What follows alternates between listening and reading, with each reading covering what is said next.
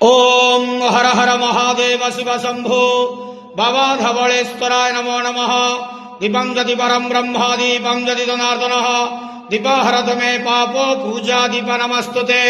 बाबा धवलेश्वर महाप्रभु संसार सुखी रखंतु।